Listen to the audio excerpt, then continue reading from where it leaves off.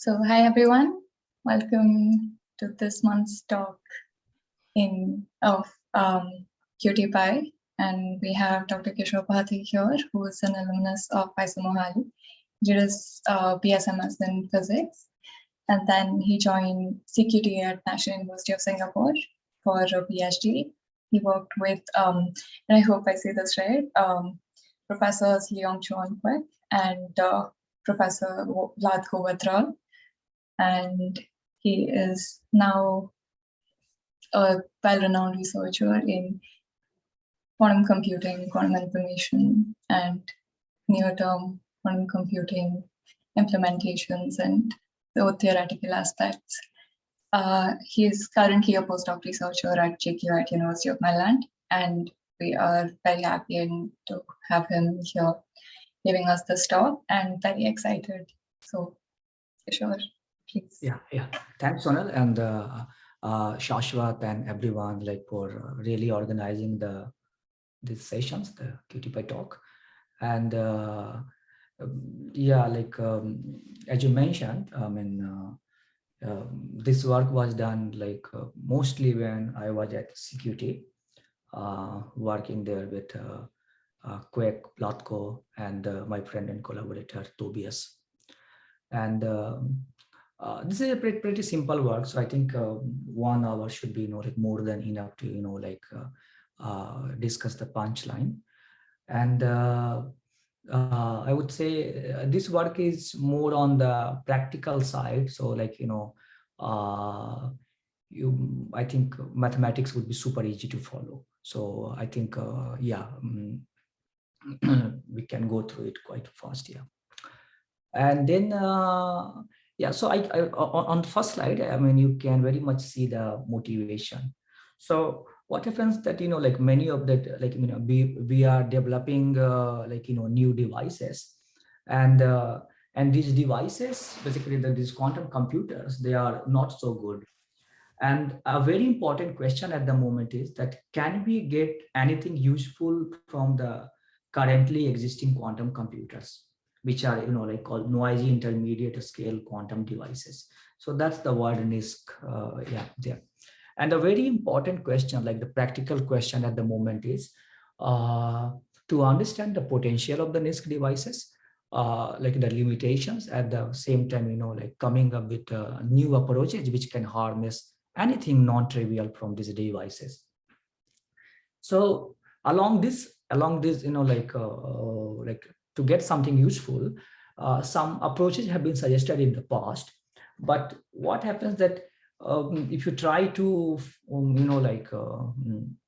at a high level, if you try to do anything useful from those algorithms, you will suffer the local minima issue.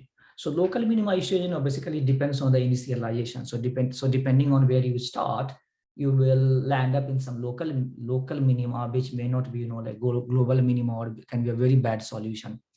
And this is bad because in 2D you can see it's already looks so bad, but imagine you are in 1000-dimensional space, and in the 1000 it can be very complicated landscape, and there if you try to optimize, and if you are stuck in such a landscape, it can be difficult to optimize. In fact, there was a result where they showed that training, this algorithm, the classical part can be NP hard, which means that very, very hard, intractable, you can say. Even if you have, a small number of parameters and you want to do something, which could be a classical device could have solved that problem. But because of mapping and all, it becomes quite difficult. So just giving a high level insight that the local minima problem is a bottleneck there, and you will have training issues. On the other hand, if you follow our approach, you will have no such problem, and basically it's a very simple insight coming from semi-definite programming. So that's the title.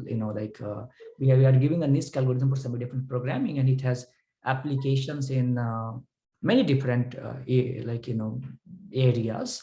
And for example, here we say that, for example, many of the existing algorithms, such algorithms called variational quantum algorithm, can be reformulated as a semi-definite programming problem, and you will not have any like training issues. Like you will have no local minima problem. Basically, you will have just one minima. I mean, you will have minima, and your every local minima will be a global minima. So you see like this nice looking landscape. On Twitter, I mean, this is no longer a pin tweet, it's from the past. So we just, like I put just a thread explaining what it is about. And yeah, so I mentioned already that this work was with 2 weeks. Sorry, yeah.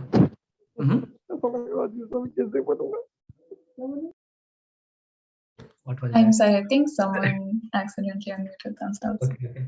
Okay. Yeah. Please ask question if any in between, like, and we can discuss. And I mean, yeah, like I would say I would want it to be interactive because I do not have many slides. So, so I would want, like if more people ask question, and I, for a purpose, like I kept it, yeah, like this. Yeah. Okay. Okay. So, like when people have been talking about, like this quantum supremacy and like already, or you would call it, like high quantum computational advantage. But the point is that many of them, they are based on, like circuit sampling tasks, and circuit sampling, like will not pay the bills, right? I mean, we will not, I mean, as such, like, if you are random circuit sampling, if you do that and you want to like just show that like the devices are powerful, I mean, though that is also debatable, like, I mean, still we don't know what those experiments which Google did, or like or that from USTC China, whether like they are classically like interactable or not. That's still a debatable question. And but the point is, let's say even if you have demonstrated quantum supremacy, I mean, it's good, it's nice, but then like we would like to like do something useful, and we would like to move beyond quantum supremacy. Like we would want to like have some useful application. And these are not my words, like these are words from Preskill, and it's like if there can be a possibility of quantum winter, if let's say in the coming years we do not come up with like some potential like use case of these devices. And so that's the goal, like, I mean, and we want to kind of move beyond quantum supremacy, and we want to look for some useful application. So for that, like John Preskill, there is a nice like I would say very easy to read, like a paper by John, and John is there where he talks about he defines the word NISQ. And people, he said there are many avenues where one could like look at and try to see whether something useful can be done. And like a community, basically, like the different people join forces, and they came up with many nice approaches in the past. And already, like in the last few years, like this has exploded into like you could say a separate sub-discipline between like of quantum information and computing. And so recently, with a team of researchers, basically we summarized some of our algorithms and some of the like what other people had done, and you can find like basically a survey of this on CQT website, or you can like go on this place and like, yeah. So so the point is like what are the areas where one could like look for the practical quantum advantage. And the first thing which comes to our mind is like which Richard Feynman said, like maybe quantum simulation is something which could like yeah, quantum simulation is something which could like provide you a potential advantage. Yeah. So other word, right, I mean, that if you want to make a simulation of nature, you would better make it quantum mechanical. And it's a wonderful problem because it doesn't look so easy. So I mean, it's good to like have quantum devices to like simulate quantum phenomena, because then dimensionality is not an issue. And then you have, like also problem combinatorial optimization, quantum chemistry, machine learning, and many different areas. So, I mean, these are the main different topics, like one could look at and see whether they can have quantum advantage or not. So yeah, like please stop me at any point, like, I mean, make it interactive so that, like we don't end up like, finishing it in half an hour. Okay. Yeah. And then, yeah. So every time we talk about, like practical quantum advantage or something like, something which comes to our mind, like first is this thing called variational quantum eigensolver. So, I mean, are guys familiar with VQE? I mean, okay. So we did have a brief introduction in the previous talk. I see. I think there might be some listeners which is like a pre-poll with you. I see. So I will just, like give a like a summary of it. So it's very simple, it's like, I mean, we are familiar with this variational principle of quantum mechanics, right? Which says that like in the Griffith, I think in chapter 9, 8, something, you might have seen that like if you want to find the ground state of Hamiltonian, what you do that you come up with a ansatz, which is called intelligent guess. And then you have some parameters in your ansatz and you try to tune the parameters, like, adjust the parameter. And the variational principle of quantum mechanics basically says that,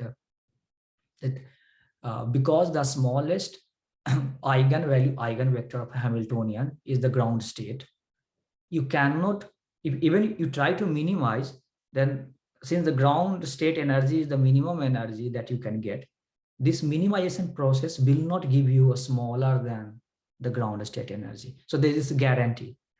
And the closer you come to, like ground state energy, you will have, like a better representation of ground state. So this is Rayleigh-Ritz variational principle, or whatever, like people talk about, like, and so it's very simple principle, like, you just tune the parameter and you want to approximate the ground state. Like you want to have, like, closer to ground state energy and all. So it's the same thing, not just that, like, I mean, you would say that there we had, like the quantum, the ansatz represented on pen and paper. And but an important point is that, like maybe one can have a better representation.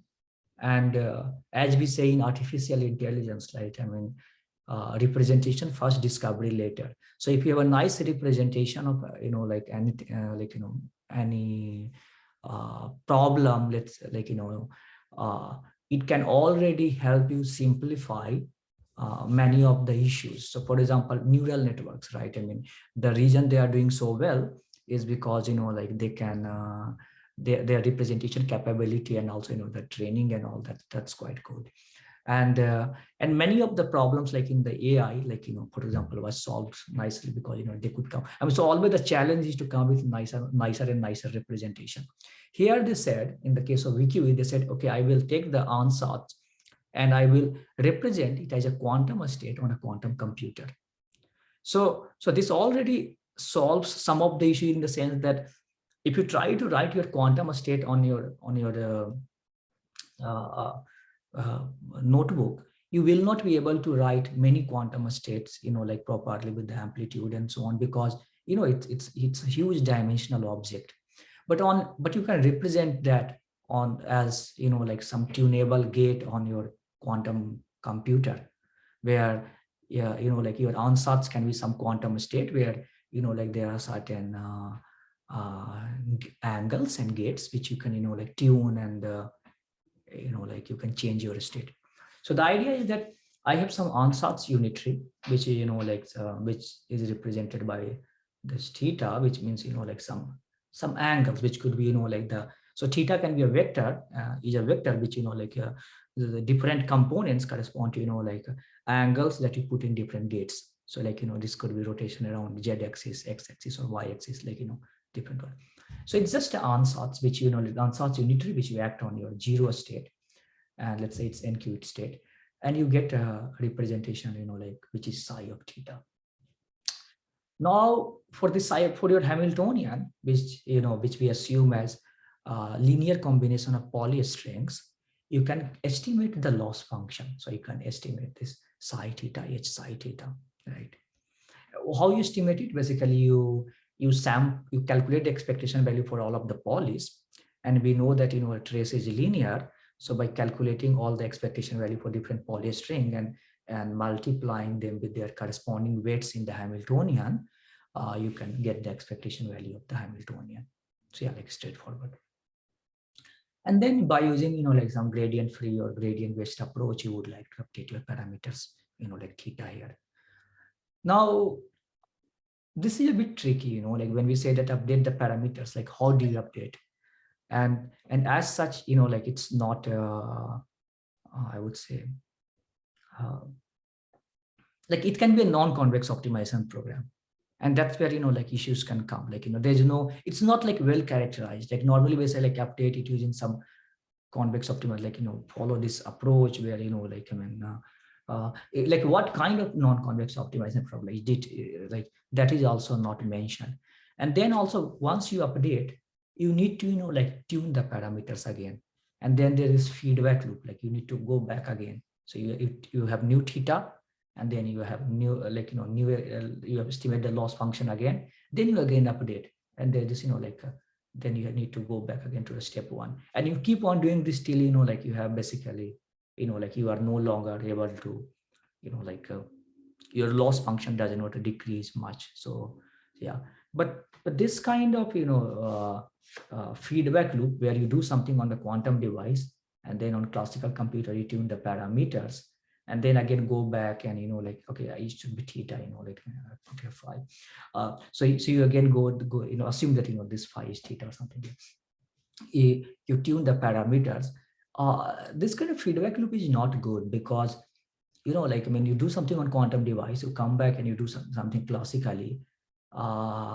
Every time, let's suppose you are trying to like do that on some IBM quantum device or something. So suppose you have done something, you calculated the measurement outcomes and all, on a classical device, you are doing the optimization. Going back, you will have to wait in the queue, and sometimes these queues, they are like you see like there how many jobs, like 744, and it can be quite large. Yeah, and even if you have dedicated access, like the number of calls that you have to make and all, like that can be very large, like because of this feedback loop. So these variational quantum algorithms, if you try to run it on like quantum devices, even for 4-qubit or 5-qubit, it can take like days, and which my laptop can do in like I don't know 3 minutes or 1 minute, like so definitely we cannot have advantage like if we have this kind of like costly feedback loops. So as like as a side application of our approach, like we also remove this feedback loop, so we don't have feedback loop in our algorithm. So what takes like days for them can be done in minutes in our approach. Yeah, or even seconds, like if you perform it very fast. So it's up to like depends on the device. Yeah. Hi Kishor, I have a question. Yeah, sure. So when you talk about variational algorithms, one problem that I face in my research is basically when you have non-computing operators in your Hamiltonian, the circuit depth for the variational ansatz grows a lot. Yeah. When you have the non-commuting terms in the Hamiltonian, the circuit depth for the ansatz will grow.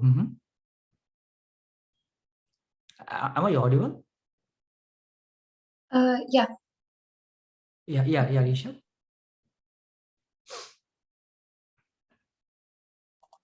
Hello. Yeah, please. Yeah. So like when non-commuting operators are there, the circuit depth grows a lot. So are you aware of any research where they have tried to reduce the circuit depth for non-commuting operators? I think sometimes they use representation theory. That I am not talking in this paper because in our approach is different, like in this here. But you can use, you know, like ideas from representation theory, like Cartan algebra and all. Like you try to group it into, like, you know, separate groups. And I think in our review paper we also have discussed that. But I know Zoe Holmes is working on this approach. Like I talked to her like a few days back in the conference and all, and I believe some papers might be there, like where you, so basically you would like to, you know, like group them together, or also there is paper on, you know, where they use ideas from contextuality. So like the moment you are talking about, you know, like commuting or non-commuting such things, contextuality, you know, like directly comes into, I mean it comes into picture like naturally. And Will Kirby and collaborators, they basically, you know, like they came up with a contextual subspace variational CSVQE, contextual subspace variational quantum eigensolver. So they are basically, they are saying that a non-contextual part of your Hamiltonian, maybe you can do it, you can solve it classically because it's relatively easier. And then, you know, like you are only interested in those, you know, like those terms in the Hamiltonian, which, you know, like correspond to, you know, like the contextual part. So that will already, you know, like help you, you know, like come up with a nice, like, you know, ansatz, which has, you know, like, which will require less resources and all. So that is one idea from contextuality. Then using ideas from representation theory, like I think I think I read some paper where they were using it for Hamiltonian simulation. Yeah. Not for finding ground state, but I think you could use that for ground state also, because I mean Hamiltonian simulation e to the power minus IHT. Ground state, you know, you can think of it as an imaginary time evolution. Yeah. So let's say you do e to the power, instead of a real time evolution, if you do imaginary time evolution on some initial quantum state, you will get the ground state. So yeah, like those approaches are there. And then you know, like you can use Cartan subalgebra approach, which some paper might be there, but I think if not, then Zoe Holmes might put a paper very soon. Yeah, like based on a personal conversation with her. And then what else? Yeah, and there might be something in our review also, like, I mean, so you can look there. Yeah. So yeah, there are these few approaches which can help you. But the good thing, okay, since I'm talking about in our there is no issue like with the commuting, non-commuting. I mean, the issues come in a different way in our approach, but as such, you will not find those issues, you know, like if you follow our, you know, like you know, like framework. Yeah, which is different from the variational. In your approach, basically, you try to convert the optimization problem, right? Yeah. So we change it into, we say that, you know, like okay, I will explain like what I mean. Sure. But basically, you know, like we say that let's look at the problem from optimization theory perspective, and as such problem is not that bad. It's a problem of mapping, and you will see that, you know, I mean, this helps us somehow. Yeah. Okay, sure. Thank you. So other issue, you know, like which are, you know, which is a potential, you know, like this barren plateau problem. So barren plateau problem basically means that you are trying to calculate, you know, like certain gradients, like you even, because let's say you calculated your energy expectation value and you want to tune your theta. To tune your theta, basically what you will do, I mean, you can take the, you can calculate this kind of derivatives, right? Daily theta by del theta k. But suppose this goes to 0, right? So then it means that the landscape is like flat, right? So it does not have, so normally, like, you know, when we say the gradient is, when we do gradient descent or anything, you know, like, I mean, if it's I mean, you might remember from our, you know, like electrodynamics class and all that, you know, like the you know, the electric field, you know, it's the we take it as a gradient calculated from the gradient of potential. But let's say if the gradient is 0, then what it means that, you know, like the potential is basically same everywhere, right? I mean, that's the one case where you could have, you know, like gradient going to 0. Yeah. So what it means that, but there, you know, that's a physical object. Here we are talking about training, and the way we are doing the training is by calculating these gradients and then using it to update the parameter. But if the gradient itself goes to 0, you cannot update the parameter. So then you are stuck and you cannot move. And this is a big problem. Like, I mean, this problem was there in the classical machine learning also. And I think,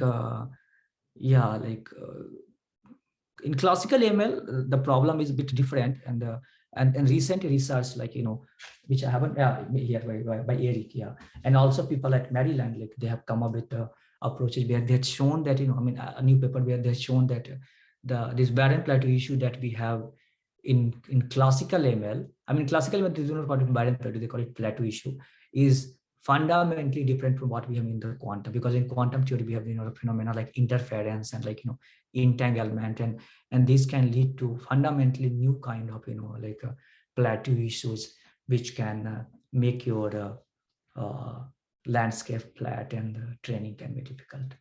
So there can be, and also the noise can cause the landscape to get flat, because if you think about it, from the perspective of noise does not let you get signal, right?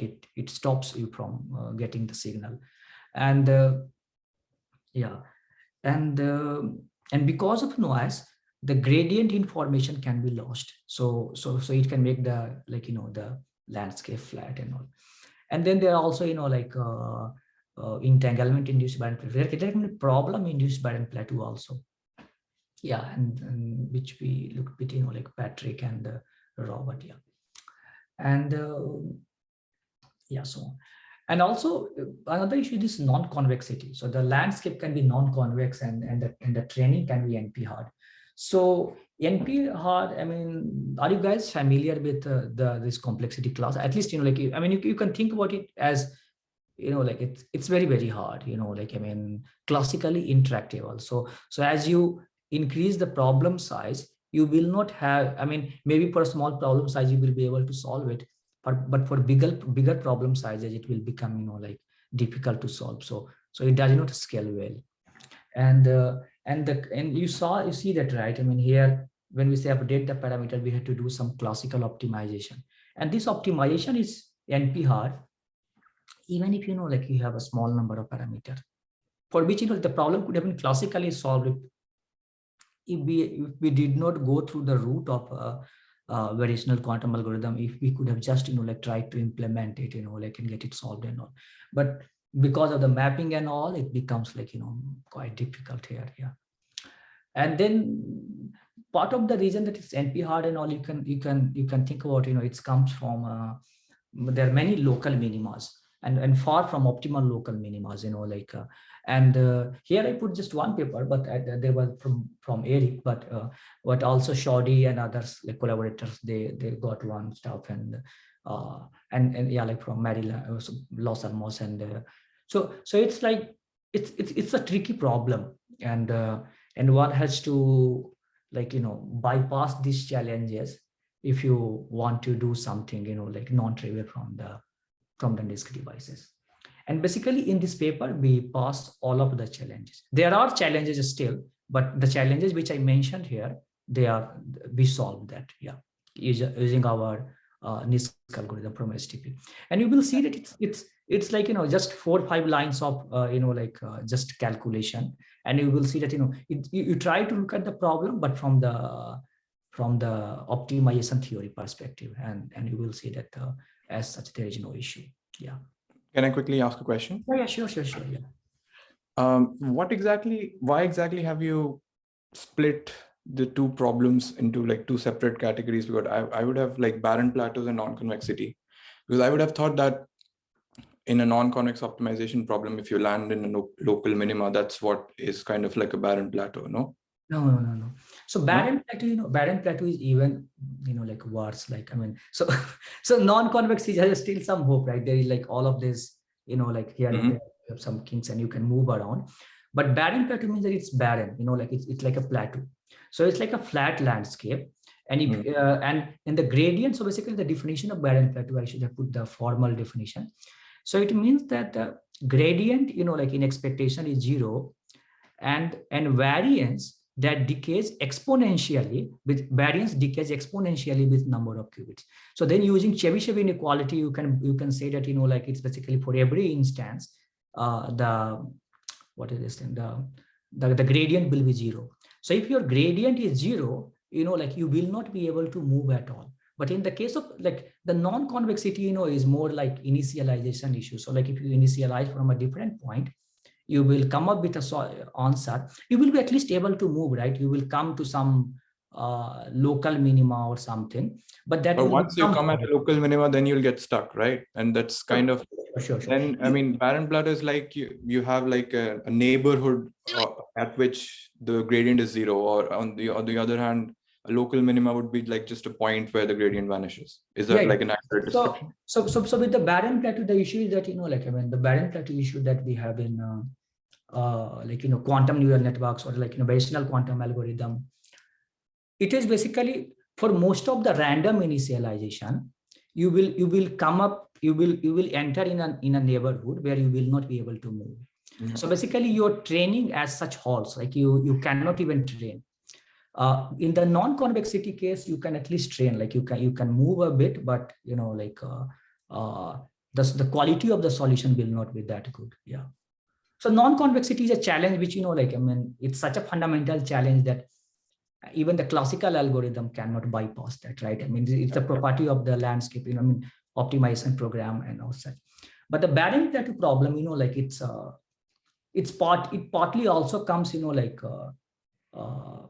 from the resources, okay, how should I tell you? But, is that also an issue in classical ML algorithms? So it's in classical, this is a very good question. So in classical ML, we had plateau issue. But then using many initialization strategies and all were developed, which could manage to mitigate that, and also like gradient free approaches managed to mitigate that in classical ML, and then there were also this what was this thing called metric aware approaches. So you can use information of the space in which you are, like the Riemannian metric, which is called the fishery information metric. Mm-hmm. And Amari and others, they suggested that you can use that to, bypass that.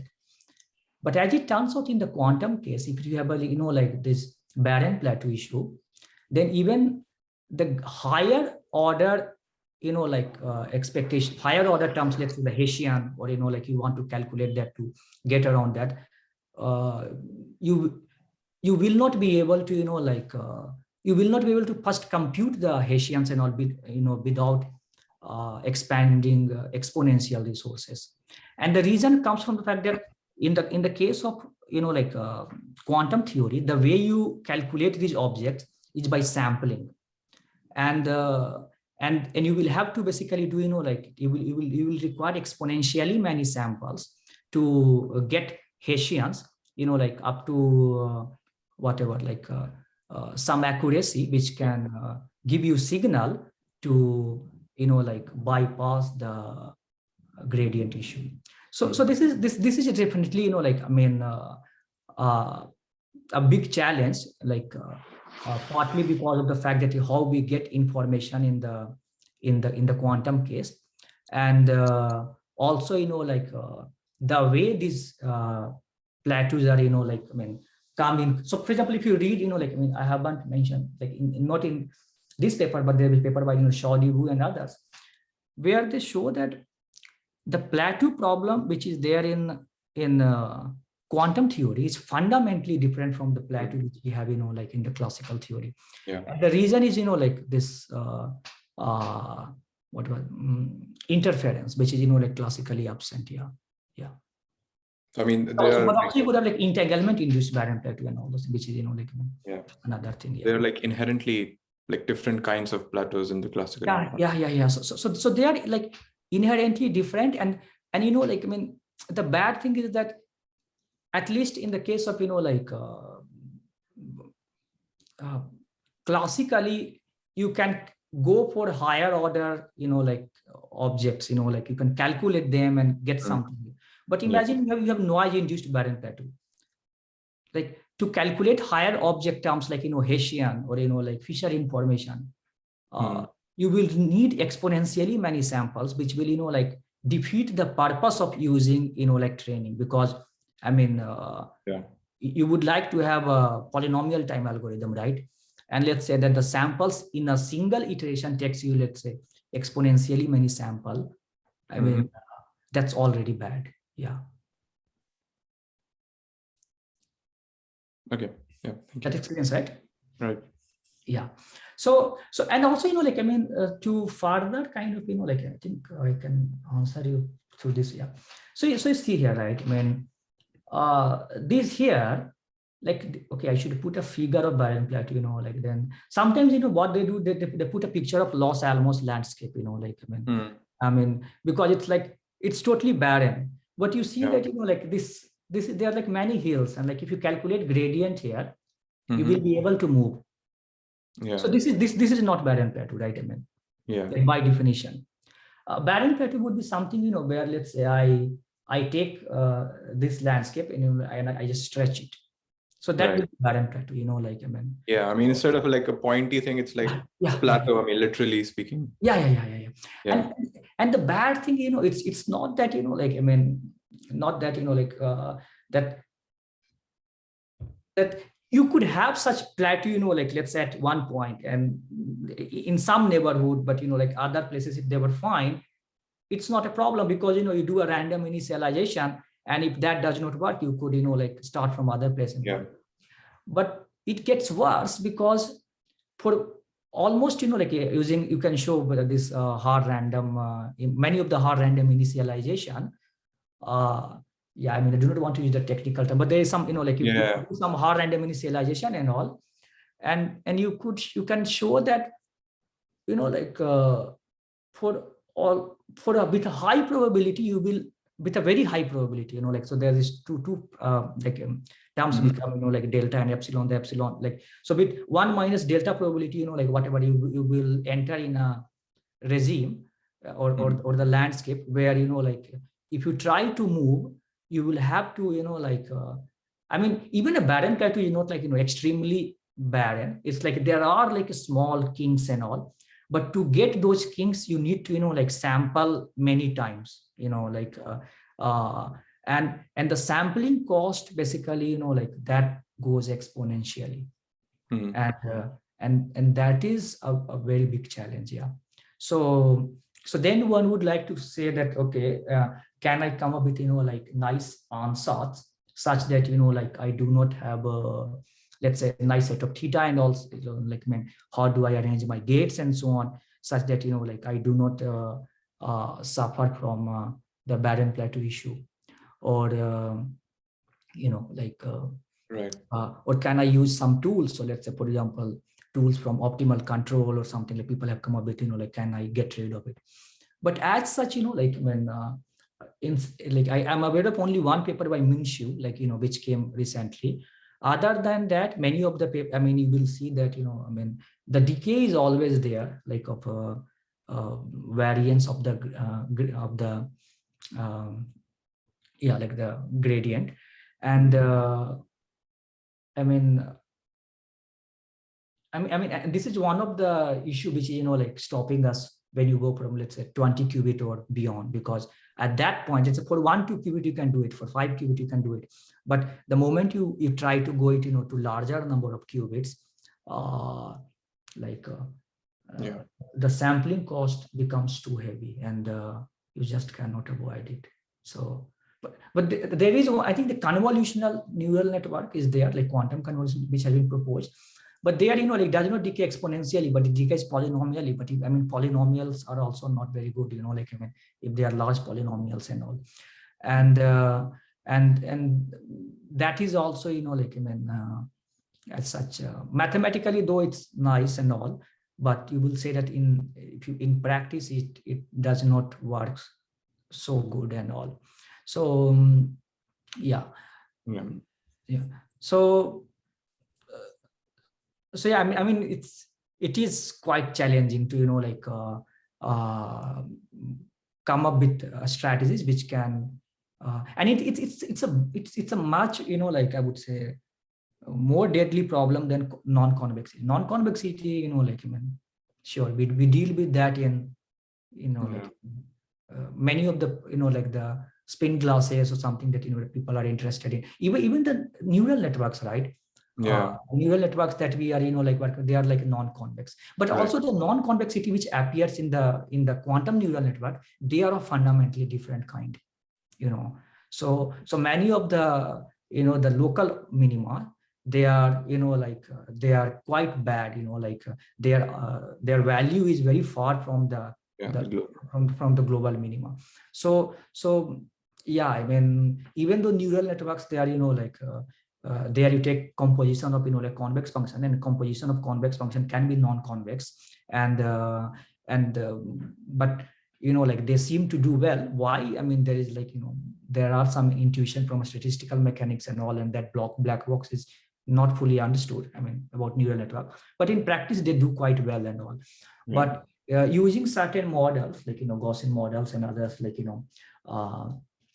for example, here Eric shows that we have using this V-shot random fields, he has shown that we have a fundamentally different kind of landscape, and if I talk a bit high level, like Shorty works, says that interference can be interference can be blamed for the kind of landscape we have and all.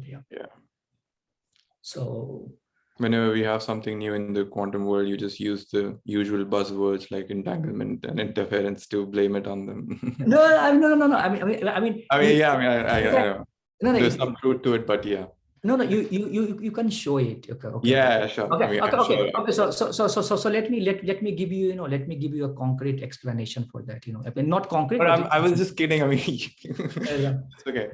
No, so let's say the moment you have something different, let's say in a particular scenario, like whom would you blame it? You would blame it on the new guy which was not present earlier. Yeah, exactly. Yeah. And the new guy is entanglement or interference and all, right? I mean, but you will not blame that guy without evidence. Like you should have some evidence to blame that guy.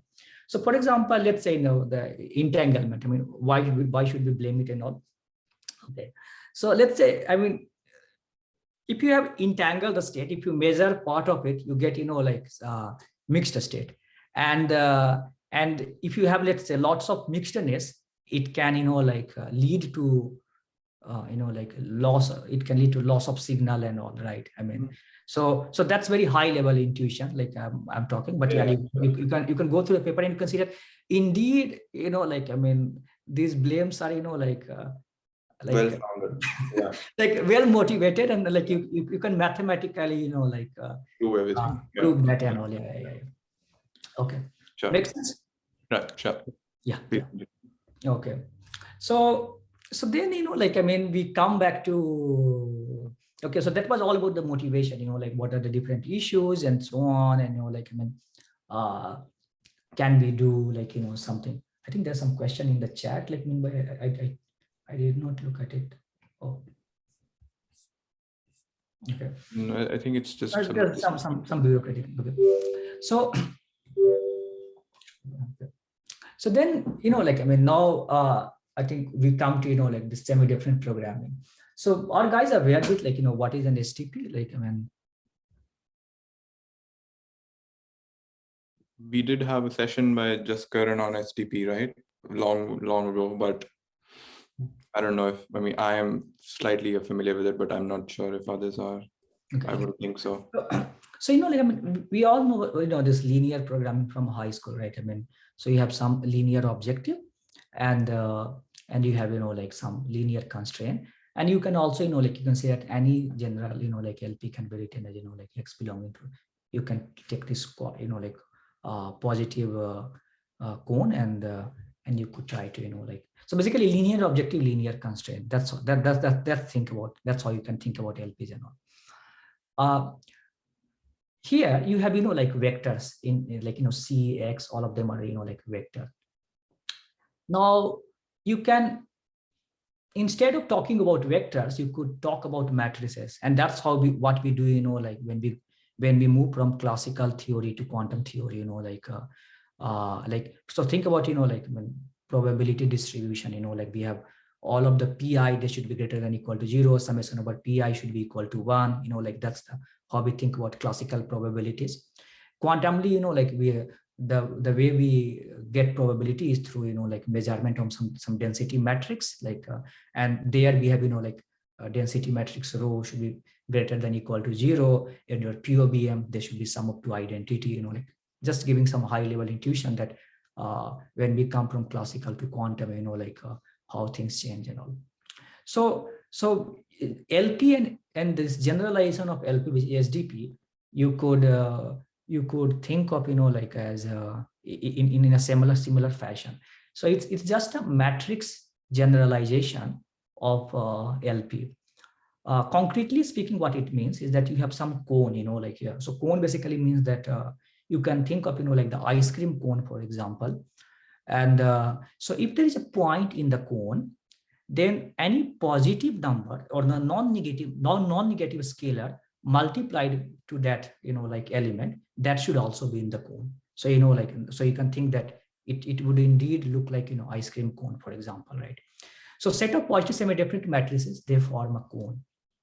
And then you have, a slice of a cone. You have such slices of the cone, this kind of linear, like, so you take all these slices through that, and you could have m of that, and in that region, you try to basically, like optimize a linear function.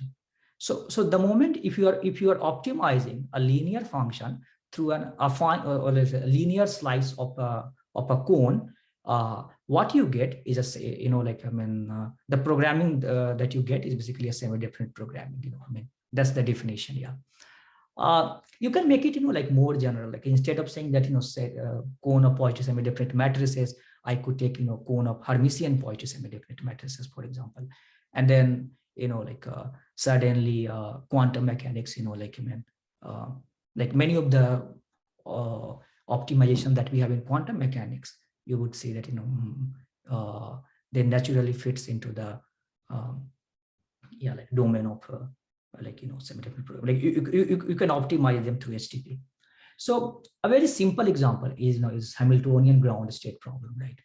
So here we are minimizing trace of rho h. So we have, like some density matrix. I mean, we want to find some quantum state, and some Hamiltonian is given to us. So Hamiltonian is a linear combination of poly, let's say, or some Hamiltonian. Like forget the representation at the moment.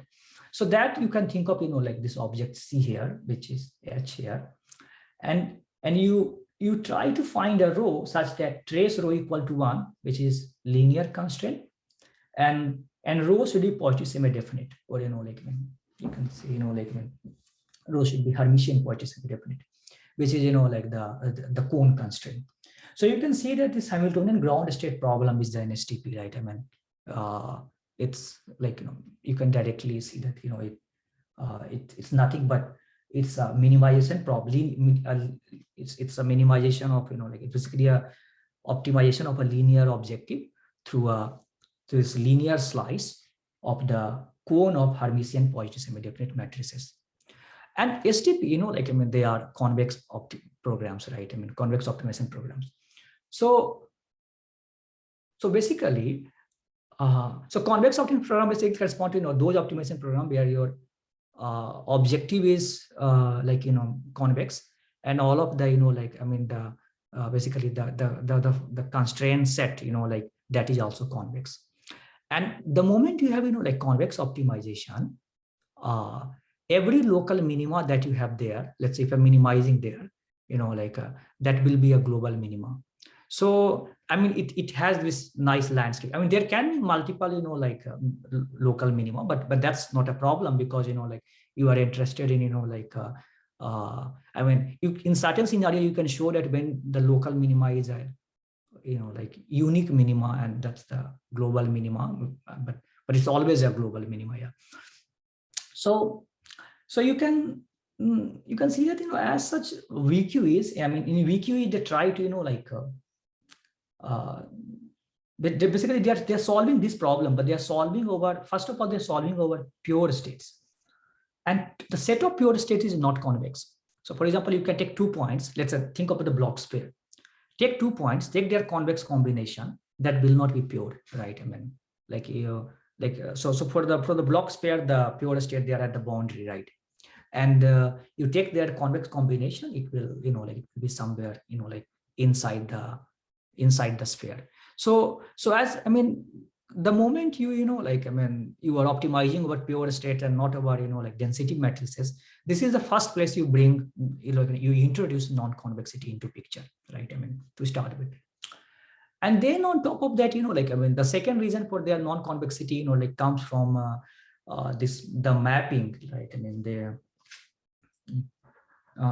The theta, right? You are optimizing over a set of pure state, but you are optimizing via certain angles, like the theta. And if you take linear combination of this theta, that may not be, and first of all, it's a bit more complicated, theta, theta corresponds to object, which you tune in your laboratory, and the way the states change in the Hilbert space,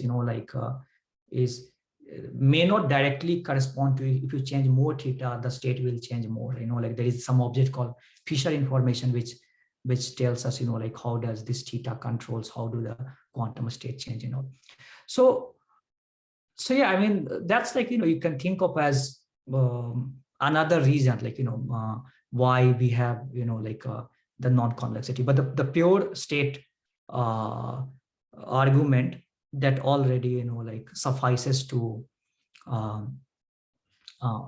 basically prove the existence of a non-convex landscape corresponding to variational quantum eigensolver.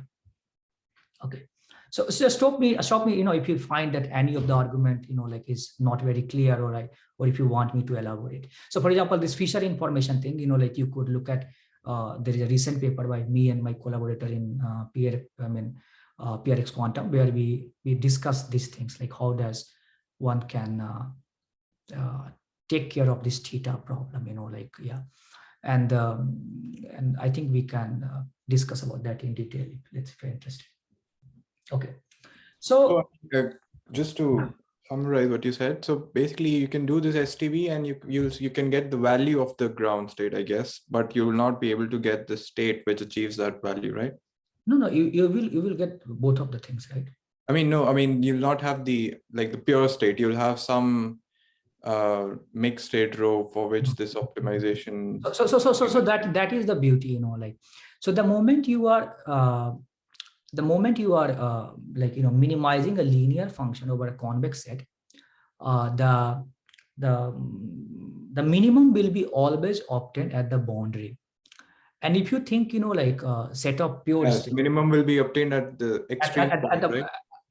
At the boundary. And you see, if you take, the set of pure states, their boundary, that corresponds to, and that will not be, in this case, that will not be, so what will be the boundary of the set of pure state? It will not be obtained at an interior point. It will be obtained at the boundary of the quantum. So mixed states, if you just look at the block sphere, you have a sphere which is the set of all mixed states, and then the boundary is the pure states, which is at which you'll have the minimum. So but won't the SDP then give you the point at the boundary, point at which you get the minimum? So it will give you pure state at the end. So isn't then the problem solved? So then you solve the problem. Right. So then, okay. So but this is all done on, I guess, a classical optimal So far, I have not talked about anything quantum here, so this is just a property of optimization, right? And but the issue is, if you try to solve it, let's say if you take this problem and you solve it on a classical computer, even though SDPs, they can be solved in polynomial time, the dimension of rho is, it is exponentially number of qubit side. So polynomial of exponential is again exponential. So this is one of the reasons that, this Hamiltonian ground state problem, this is one of the reasons, not the only reason, is that it's QMA hard, that even quantum computers will struggle to solve it, even though it's an SDP, but it is SDP with exponential size input, Right. The size of the SDP grows exponentially with the qubit. Yes. Yeah. But what I'm telling you here is that, this intuition that, it's an exponential size SDP. It's a very large optimization program. But at the end of the day, it's convex. There is no like non-convexity issue, right? And variational quantum algorithms, they also try to solve this problem, but they are like they have there they have like this non-convexity issue. But what they say that like we can, instead of optimizing over like the exponentially large space, we can take like ansatz, which has like polylog or polynomially many parameters, and there I will be optimizing over a smaller space, so like that I can do very easily on a classical computer. So the ansatz is the object which takes you from a higher dimensional optimization to a smaller dimensional optimization. But the way they go from the higher dimensional optimization to the smaller dimensional optimization, in this mapping, they take a convex optimization program and they turn it into a non-convex optimization program with Baron plateau. What we are saying that if we have a NISQ algorithm for an SDP, then we can take a higher dimensional optimization program, which is here like classically intractable. We can map it to a smaller dimensional optimization program, which will still remain an SDP. So, so I will show you later that, like just going fast, the original program, you can map it to a smaller dimensional program over, let's say beta. And here you will have, like many, like, a smaller number of parameters. So what is an ansatz? Ansatz is an intelligent guess, right? And that takes you from a, like instead of solving for a row, you solve for, like over a representation of a row, which, like you get via some domain knowledge or something, like, And that can be, like, that can be, like convex, like, as I mentioned before. So I will come to it later. And so I mean, as you see here, like, to start with, you already see that, like this formulation in terms of SDP takes care of the non-convexity issue. Like, because we are talking in terms of a row and not in terms of psi, like already, like we have taken care of that. But the next challenge, like, as you pointed out about, like the optimization still remains, like, that this is an SDP, but, like a very large SDP. And if I have a very large SDP, then it's, like a still useless, like for all practical purposes, like, so can we turn it into a small SDP? And you can indeed do that, like, and I will show, like, you can represent it as an SDP over ansatz space, which does not have Baron plateau issue, which does not require this kind of, like feedback loop, which the variational quantum algorithms has. And it does not also have, the non-convexity coming from the fact that, like we will be optimizing over, like we will have an SDP, like, why is the theta parameterization in the VQE not over the set of mixed states, but only over So I was answering that before, so through the fishery information thing, but okay, like, first, okay, but let's forget about theta, like, theta comes later, that's next layer of reason why non-convexity is there. The first layer, comes from the fact that they are optimizing over pure state, and your question is like, why are they optimizing over pure state? Like, so this is a very good question. The way, like these circuits, they like, so they represent their ansatz as a quantum circuit, and the quantum circuit, let's say, if you write it on pen and paper without noise, and noise you cannot control, right? You can only control like the theta and all. So if you start with, like some pure state, like let's say the 0 state, and on that, if you act with some unitary, you will have, like, you will have a pure state. What they can do is something more general, like which they haven't done yet. Like, it's something like you can have this kind of ansatz, which you can have a mixed different. So you have a beta, and then you have also theta, like inside there.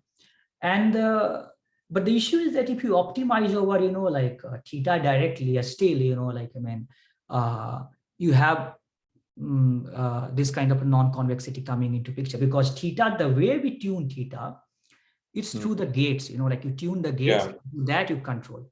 And the theta is, you know, like, I mean, it, the way you control is by, you know, like this, I mean, fishery information. Fishery information tells you that when I, for example, change my theta, you know, like a bit, how does my quantum state change in the Hilbert space? And that can be partly, you know, like blamed for the, you know, like the reason for the appearance of the non-convexity. Yeah. But the simple idea is that, you know, instead of optimizing over theta, if you optimize over beta, you will have, you know, like, so this is a very, like, you know, very simple observation where you know, like you can, I mean, it's this series of observation that, you know, like, look at the problem as an SDP over, you know, like, density matrices rho, which is a convex set, and then also the non-convexity issue will be gone. And then instead of, you know, like optimizing theta, which appears in the, you know, like here, optimize beta, you know, like, which, you know, like, which can be some classical weight that you put on the circuits.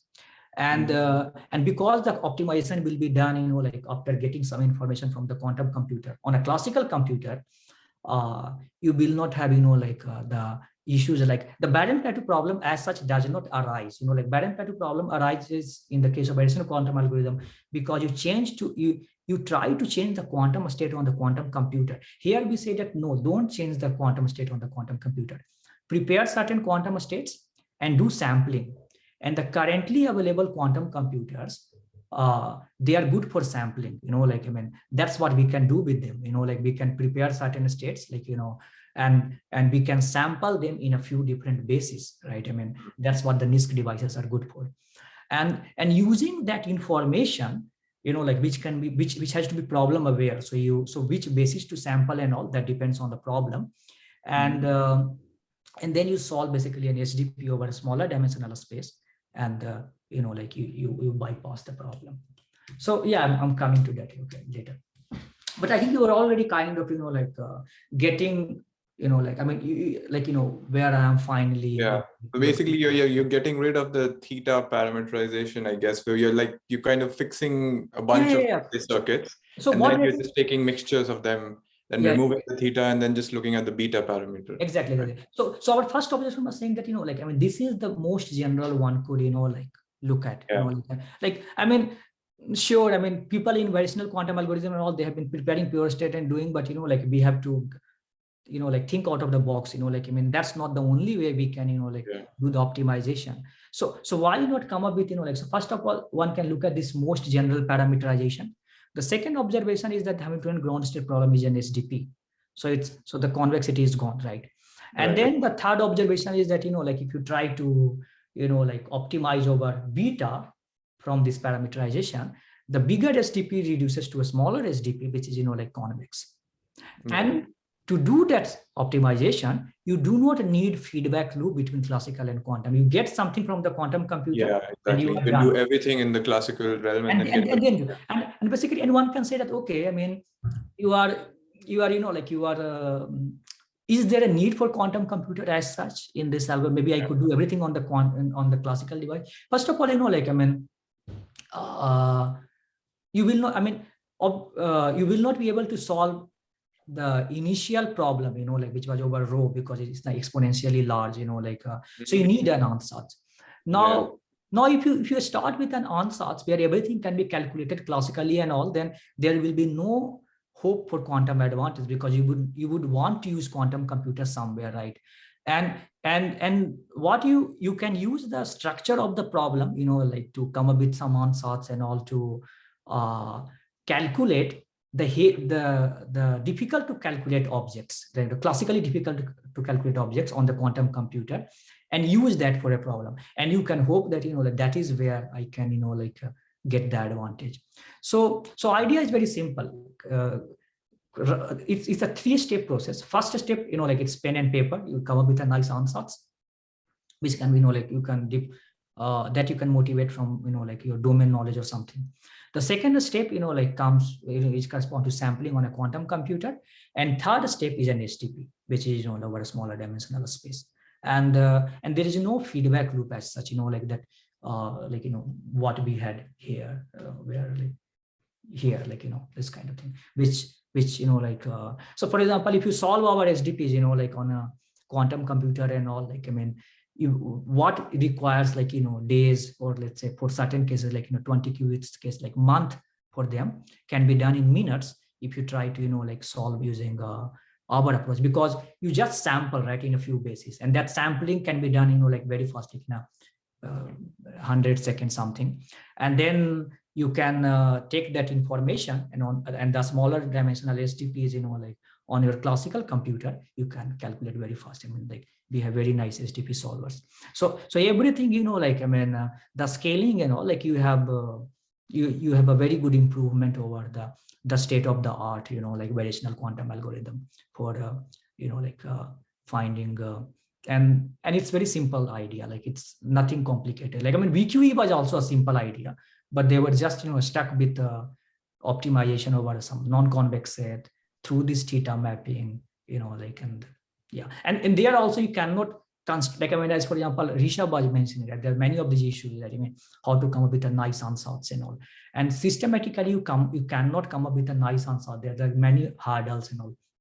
But here, I'm not talking here, but you can look in the paper and all, like, using Krylov subspace idea and all, you can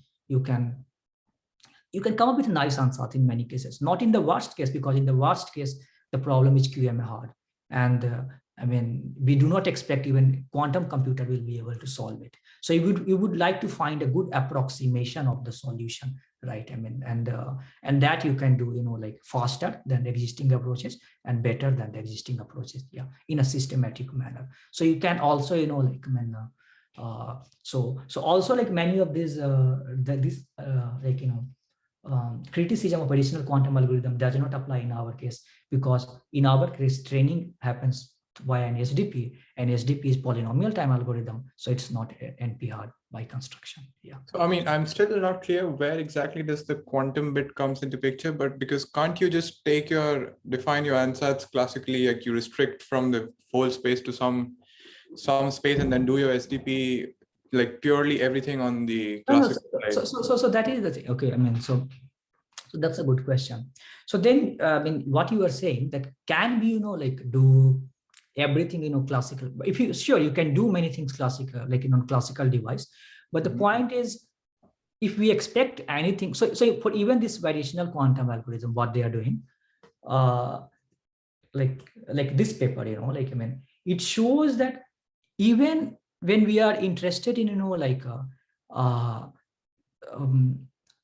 even when you are interested in certain VQEs which correspond to polylog many parameters, for which, like, one can do everything classically, you can solve everything classically, the training is NP hard, like training becomes NP hard because of the mapping, so you take a easy problem, and because of the training, it becomes, like,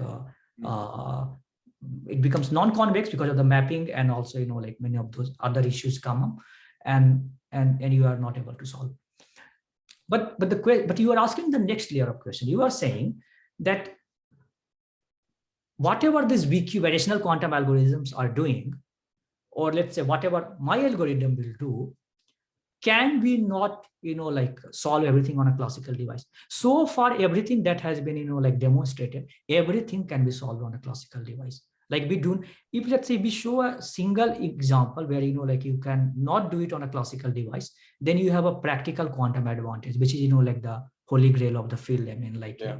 So you would like to, like find, like through your domain knowledge or something, like certain nice set of states on which, let's say, if you can sample. So there are certain motivations coming into play. Like, can you maybe if you represent certain family of states which are not representable classically, that's what will give you advantage. Or so here, for example, like we are saying that, okay, you can start with a highly entangled, like state. And we know that, there is good reason to believe, though it's also that we know this cross entropy benchmarking in those papers, like there are serious doubts about that. But let's say that, like, tomorrow, like, we come up with, like for certain, like one problem or something, we come up with, like nice set of ansatz for which, like we could sample and all, then that could already, like that would already be good, like in the sense that we will be able to solve it via, let's say, our NISQ SDP solver in polynomial time without, like going through all of these, like training issues and all. So what this paper does, like our paper does, is it does not solve the expressibility problem. Like that problem is already there, and it will be there, and like I think, and we will have to use ideas from like domain knowledge or whatever, like to. I mean, it partially solves. Like I will not talk in here, but it using Krylov subspace and all, you can come up with like nice ansatz. But the training problem, it totally solves. Like for training, you do not need feedback loop. You do not need whatever like. Do not have Barren plateau issue, you do not have non-convexity.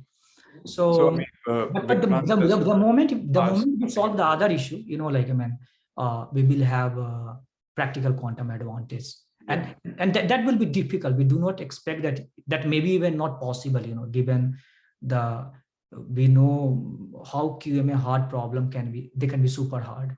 So yeah. So just quickly, there's a question in the chat by Vikrant. He's saying that by sampling, what exactly do you mean? Does this mean that you compute expectations for the parameters, or? Not expectation for parameter. So basically, Hamiltonian is linear combination of certain polyterms, and you would be calculating. Okay, so I'm coming to that part later. Yeah. Okay, so okay, like very fast. You have a primal SDP and you have a dual SDP. Like not very relevant, but you can solve the same problem in a different manner, and you can show that in many cases, like the answer will be close. So that is called like strong duality. They are exactly close and all. But that's like not relevant here. The point is that what you can do, you can take not theta and everything. You can take an ansatz which is just with respect to beta, and the original SDP can be recast as another SDP, not over X, but over beta, right? And this beta, like the optimization over beta requires certain information, and this information, like comes from D, like is basically given by D and EI. So these are certain overlap matrices which you have to compute from the quantum computer. And which D and EI matrices you have to compute, that will depend on the Hamiltonian and your ansatz. So depending on your Hamiltonian and your ansatz, the set of the psi I that is in your ansatz, that will dictate which like what EI you will have, and the D basically will be dictated by the input Hamiltonian. So basically the Hamiltonian is linear combination of certain unitary, and that will tell you, like what the D will be. I will explain in the next slide, like how to calculate this D and EI. But through sampling, basically you will calculate the elements of, like this D matrix and E matrix. So this D and E matrix, they are, like they are M cross M matrices, which are, like smaller objects. And you need M square, not M square, basically M, because they are symmetric objects. So almost M square, this you can divide by 2 and take care of the diagonal and all. So you need to calculate this objects D and E via the quantum computer. And then classically in the space of beta, you can, like you can solve the SDP. And yeah, like I explained that. And why this, this is important, like because, like for example, the NISQ eigensolver is one example of an SDP, and you can, like you can solve it without the local minima problem. And the training happens in polynomial time, so that NP hard criticism, which applies to variational quantum algorithm, does not apply here because of SDP.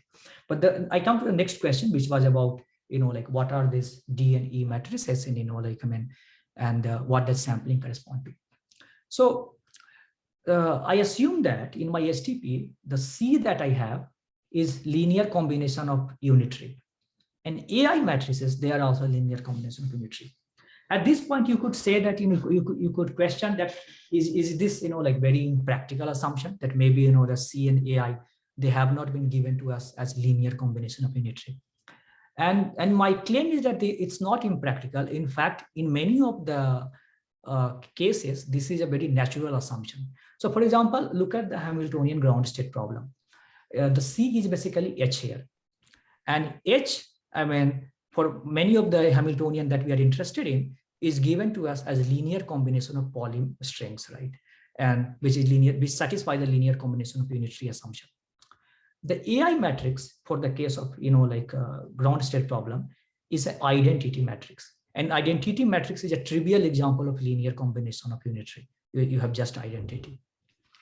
Yeah. I mean, well, you always have a unitary basis of your space. So you Yeah, can no, but so that is, I mean, that you can always do, but but somebody, let's say when you're giving a talk to, let's say some non-mathematician, or let's say non-physicist, or some chemistry person, one question, or let's say a person who is practically motivated. Let's say from mathematics point of view, you can always think that, it's a basis you can write and all, but there is a cost of, getting input, like in a particular form. So let's say I give you a matrix, any matrix, to write it as a linear combination of poly, it will, like, you require certain, calculation.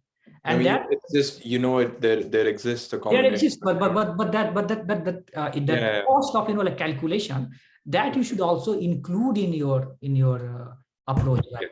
So what we are saying that, I mean, and that can be very difficult. Like there can be matrices, like which are very sparse, but if you try to write them as linear combination of polys and all, there can be many terms, and that is bad, right?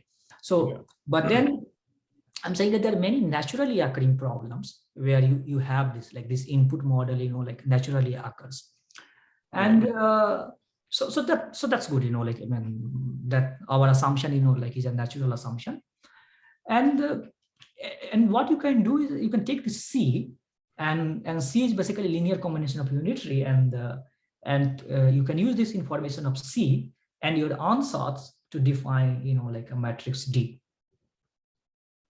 right? So you take the C, and if you write, like C as, if you write the trace of CX, you will have ket side coming from one side and the bra side coming from the other side, and your this SK will be, like here, and you can see that this beta will factors out, I mean, I'm giving a very high level, like, yeah.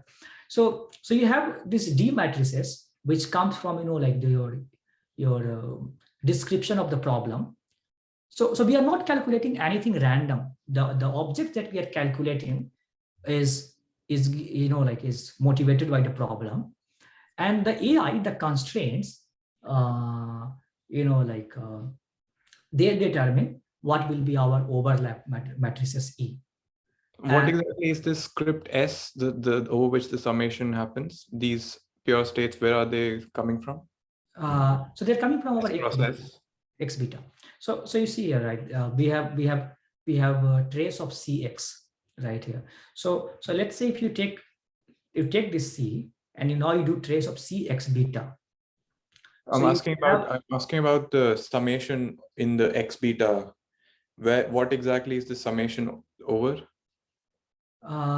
In the definition of X beta? In the this one, okay. So this summation is so you have, like, basically you have some ansatz states, like, which here I have, like, I have not explained, like, which ansatz state you will select. This is the choice of your ansatz, right? You have some choice of yeah. So for example, one example of such a state could be, like, something which comes from Krylov subspace, like where depending on the Hamiltonian that you have and some random initial state will dictate you, like, it will tell you that, if you want this much approximation, you can use, like, these many states. If you want, like, more approximation, you can use more. Obviously, in the worst case, let's say there can be certain Hamiltonian for which, if you want to solve them, like, to very good approximation, this will blow up. Like, it will be, like, exponentially high, and that is expected given the QMA hard nature of the problem. Yeah, but the Krylov so that is another thing, like, that can answer, like, Rishabh's question, like, I mean, that in the variational quantum algorithm, there is no such approach, like, I mean, you just put this and you try to tune theta, or, like, there can be, like, there are the certain unitary coupled cluster ansatz and all that, but they are very complicated, and on the current devices, like, scaling them is a big issue. On the other hand, corresponding to our approach, you have to just sample it. So you can always, like, represent a psi put a poly string, which, like corresponds to the Hamiltonian, like for which you are measuring and all. So you have to just sample in a few polyrotated bases, which you can do with the current devices. The issue which still plagues us is the noise. So like, so because noise, like,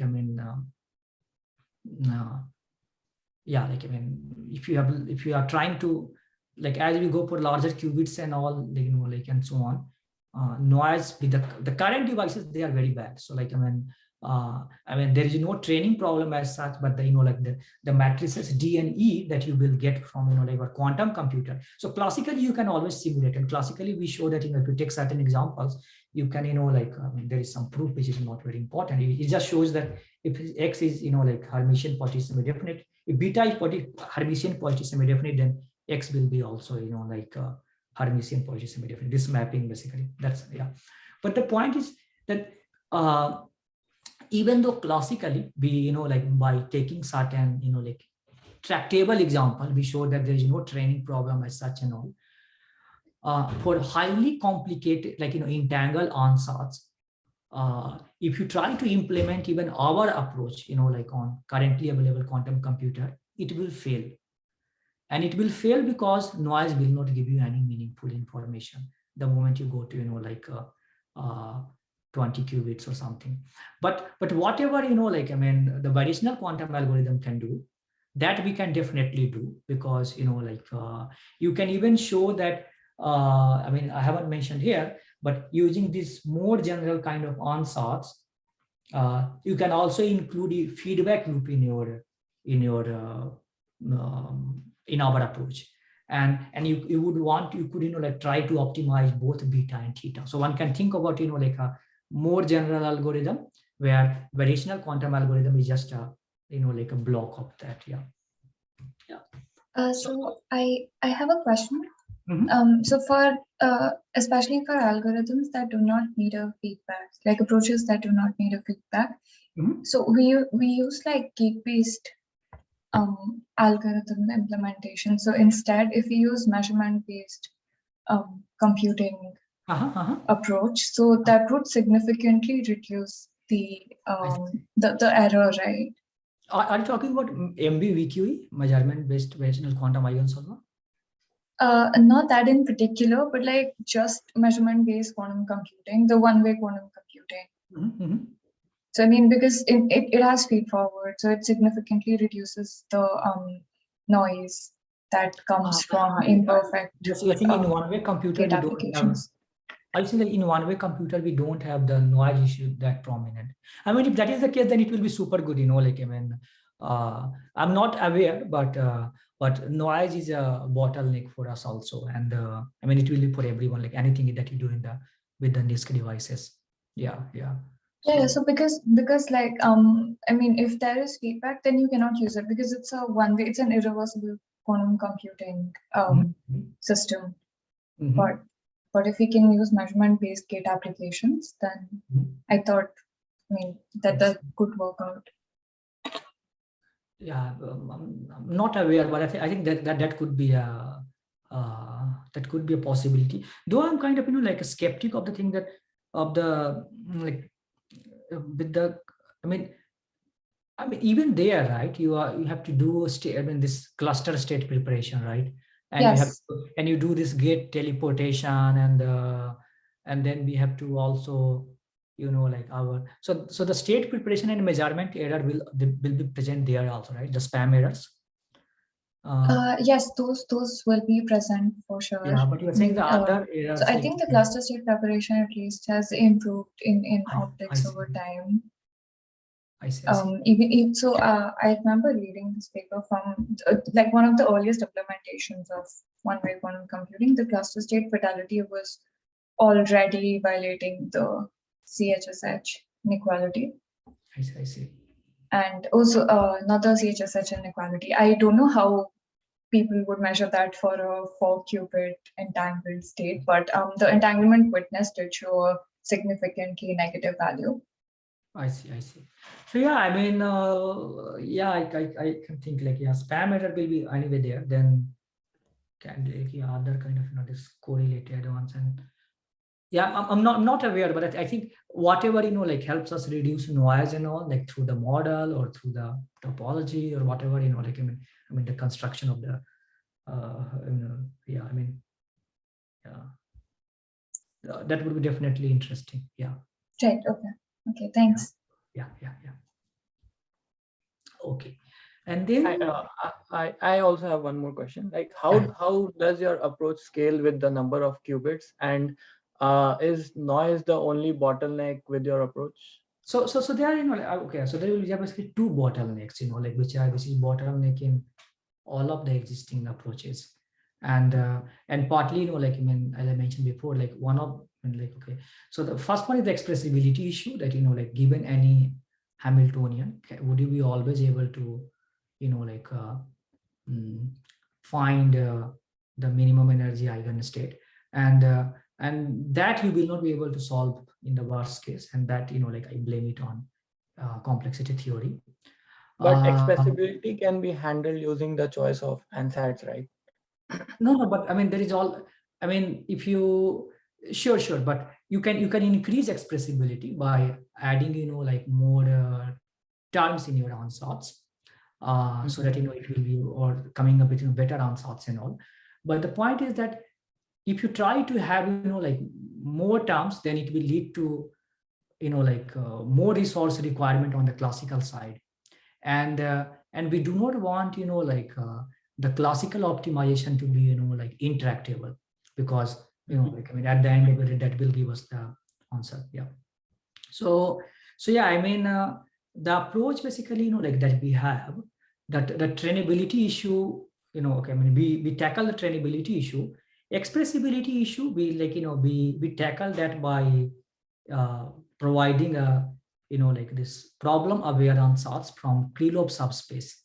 So let's say if you have an exponential of a matrix acting on a vector, you can approximate that as an element in a Krylov subspace, and you will see that, like, many of the things that, many of the, like, problems that we are interested in quantum complex, for example, Hamiltonian simulation, that can be written as exponential of a matrix acting on a vector, like exponential of minus IHT acting on psi. Or the ground state problem, that also has the same form. There, instead of imaginary time evolution, you have the real time evolution. So, but then we have seen that, like, I mean, in the worst case, this Krylov subspace can be very large, and so which subspace are you talking about? Krylov subspace. Okay. Yeah. So in the worst case, it can be very large, and yeah, I mean, so I mean, and why you cannot solve it? Let's say always, I mean, a very simple argument. If you can solve it, then, like, I mean, it will sort of imply P equal to NP. Like, I mean, so that we don't expect, right? I mean, so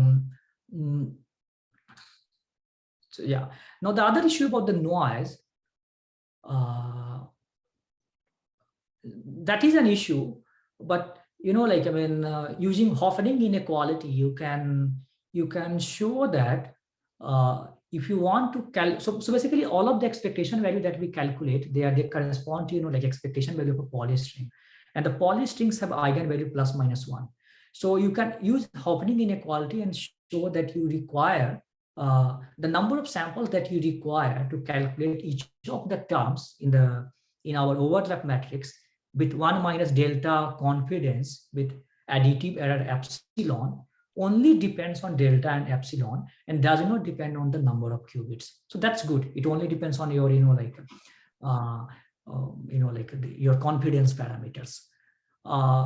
But as we increase the system size, the noise also increases. So even though the sampling cost as such, to calculate the individual element does not depend on the system size, because the noise depends on system size. To calculate those terms with particular confidence and all, you will have to do error mitigation. And when, let's say, if you have some kind of depolarizing noise or very deadly noise, these error mitigation strategies, they are not shown to be not very good. And I mean, so that's a serious bottleneck at the moment.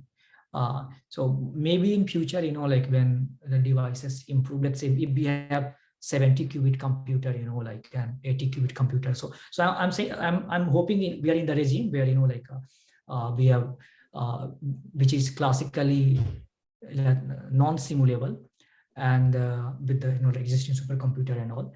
And let's noise is also such that, like we can calculate these overlap matrices with good confidence.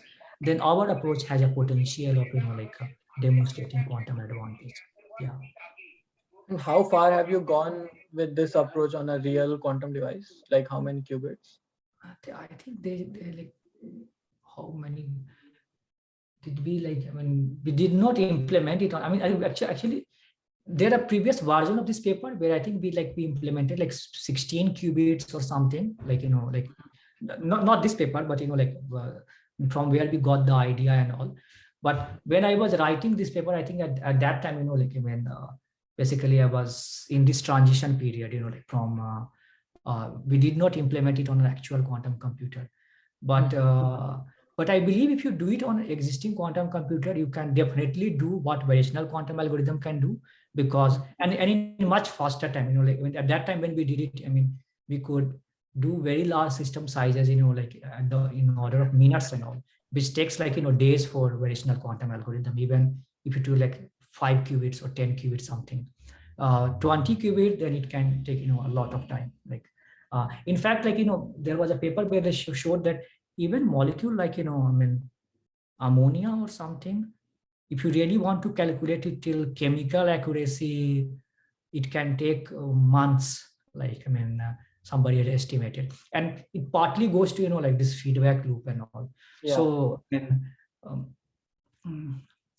yeah, I mean, I think one can implement like our approach, and you should be able to do it. Maybe, I don't know, depends on how good devices you have access to, but 25 something I would believe, like with the current devices. Yeah.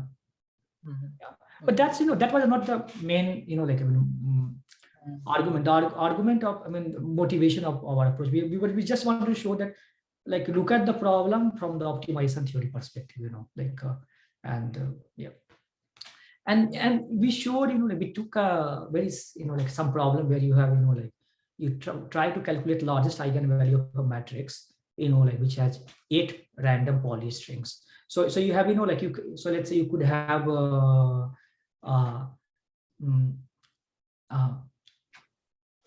so we could have, poly many such terms, and but each of the term is basically, like oh, no, not that. So basically we took a matrix which was sum of 8 random poly string, and these poly strings, they can be arbitrarily large. So they can be, like for example, they can be 1000 qubit poly matrices, So if you look at the size of these matrices, they are, like quite large. So for example, like up to 2,000 dimensional matrices and all.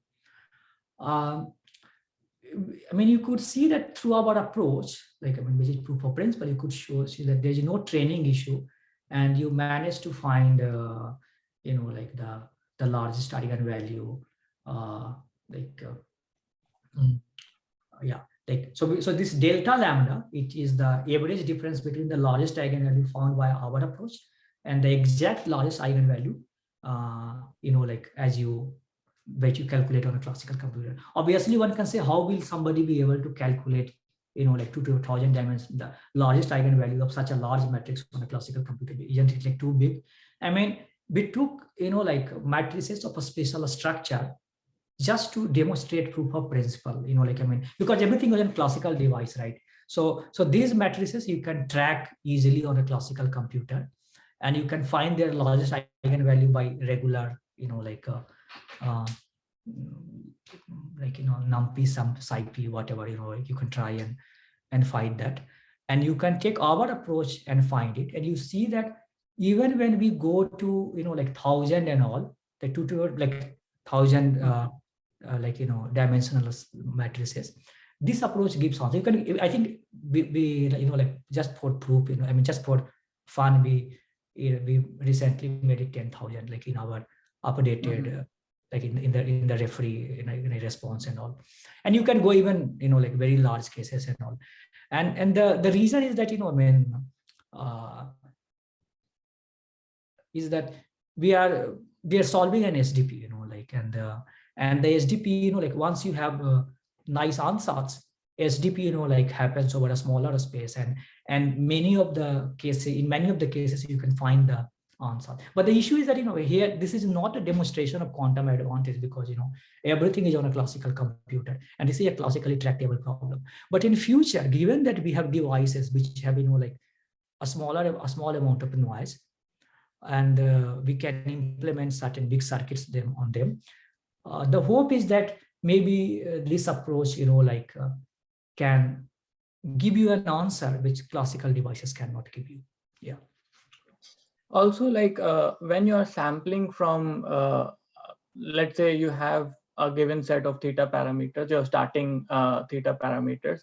So you are using the measurements, or you're sampling from that circuit to reconstruct the full density matrix, like the D matrix you were talking about. Is it kind of the full reconstruction of the density matrix for the given set of theta parameters?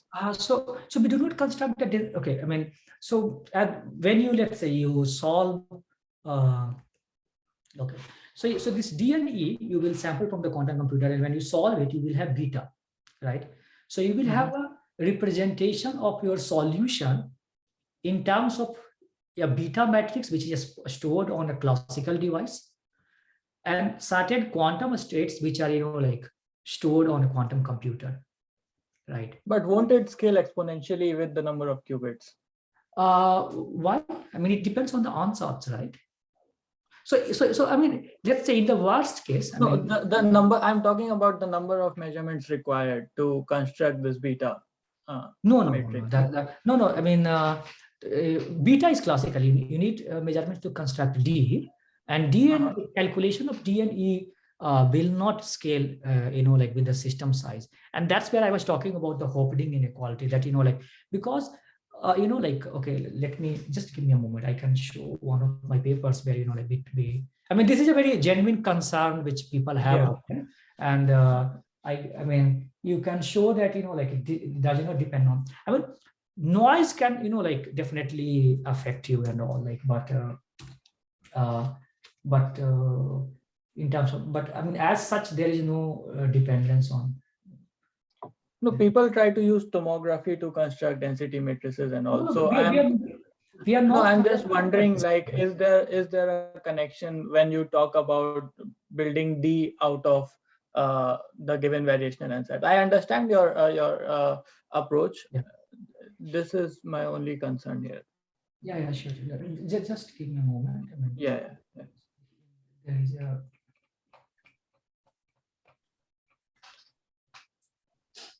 Somewhere, like, yeah, here. So let's say you have, like some epsilon, like, which is greater than 0, and let pk be a certain polystring over n qubits. Now suppose you want to calculate like psi pk psi, and as you see, like, oh, is it visible? Like, I mean, yeah. Like, am I sharing the right screen? Yeah. So if you are, like, the D and E matrices, their elements basically correspond to, like, objects of this form, psi pk psi. And I mean, there is some Hopding inequality stuff, like, using which you can form, like, how close they will be and so on. But the point is that because this pk, they are plus minus 1 eigenvalue matrices, you can calculate this expectation value to additive accuracy epsilon with, like, with confidence 1 minus delta, using, like, these many copies of psi. So you see that there is no n appearing here, like number of qubit term appearing here. Like, what appears is only, I mean, you only get your confidence parameters in your sample complexity. You see, so that is good. But then the point is that, I mean, then why don't I go ahead and I implement it on existing quantum computer and show quantum advantage? I mean, the issue is that if you want to estimate these objects on the existing quantum computer, noise is also another factor. Yeah. You see, right? And because of noise, when you calculate this stuff, you know, like, I mean, you will get a noisy version of this expectation value. And to get the noiseless version, you would have to do error mitigation. And there is this extra overhead cost of error mitigation, like the sampling cost. And if you have a depolarizing noise, like, I mean, depolarizing noise is very nasty. Like, I mean, it can basically you get nothing. Like, it's for all practical purposes, like, you know, on this. I mean, think about, you know, the Google experiment, right? I mean, they had how much, like depth 20, right? 53 qubit depth 20. And their cross entropy benchmarking fidelity was 0.004. So, which means for, you know, like, can one get anything useful from that signal? Like, I mean, so that is the issue, like, I mean, the challenge we have. So what Sonal was mentioning, or, you know, like, if I'm pronouncing the name correct, yeah. And the other approaches, you know, like, if there is somehow we can, you know, like, take care of noise, then maybe there is some hope, which is very difficult at the moment. Yeah.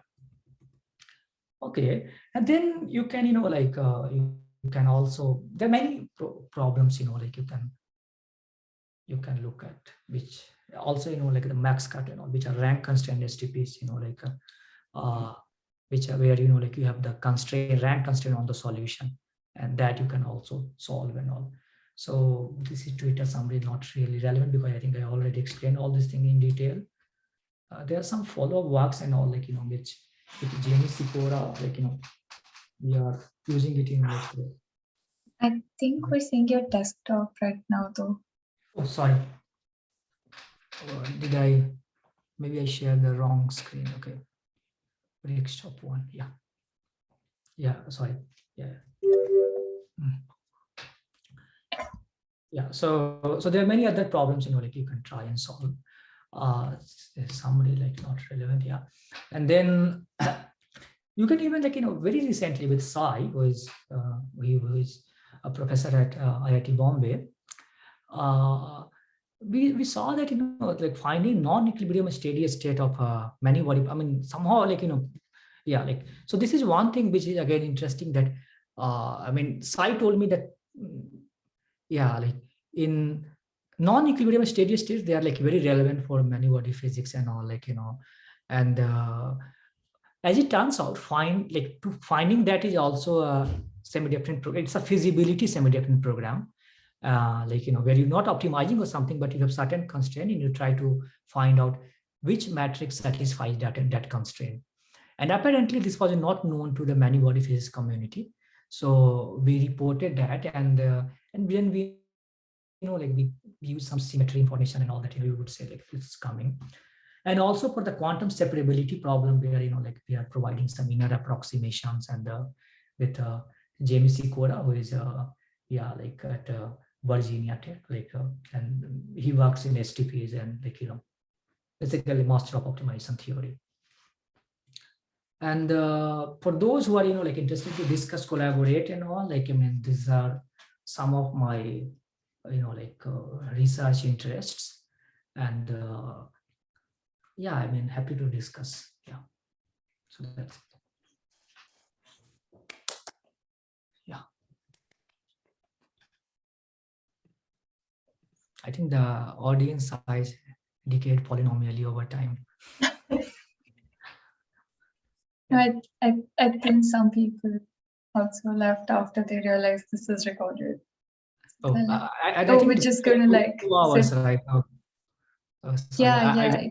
I went over time, so I'm sorry for that. Yeah. That's okay. That's okay. It was very interesting and very engaging. I thought it would be covered in half an hour or something. So yeah, but I don't know.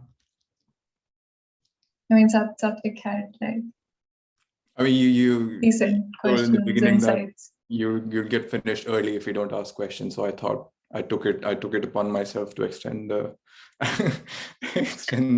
session, but that's all right. Nice. I mean, definitely. I mean,